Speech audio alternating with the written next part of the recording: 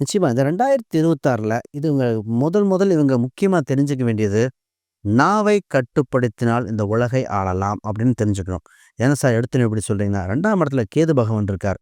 நீங்க சொல்ற சொல் மத்தவங்களோட மனசை வெல்லவும் செய்யும், கொல்லவும் செய்யும். ஏன்னா கேது பகவான் எப்படி பயன்படுத்துவீங்கன்னு தெரியாது.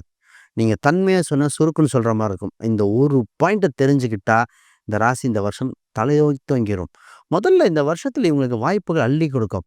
இவங்க ராசியில தான் குரு உச்சமடையும். ஆல்ரெடி சந்திரன், குரு சேர்ந்து இந்த வருஷம் என்ன பண்ண போதுன்னா, கஜகேசரி யோகமத்த குடுத்துரும். அப்படின்னா கஜகேசரின்னா, அவ்ளோ யானைகள் மொத்தமா கூட்டமா வந்தாலும் தனித்து சிங்கமா ஜெயிக்கிற ராசி. அப்ப பல சூழ்நிலைகள் தவற விட்ட, பல ஆப்பர்ச்சுனிட்டி தெரிந்தே பறித்த, உங்களையே கார்னர் பண்ணவங்களுக்கெல்லாம் மீண்டு வர வாய்ப்பு உண்டு. இந்த ராசி இந்த வருஷம் ஜெயிக்க பிறந்த ராசியாக இருக்கிறது இந்த காலகட்டத்தில.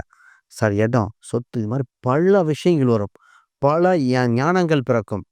பொது யுக்திகளை கையாள்வார்கள். இந்த இந்த வருஷம் இந்த கடகத்தோட பாயிண்ட்டே வித்தியாசமாக இருக்கும். இந்த வருஷம் கட்டம் கட்டி அடிக்க போற ராசி இந்த ராசி தான்.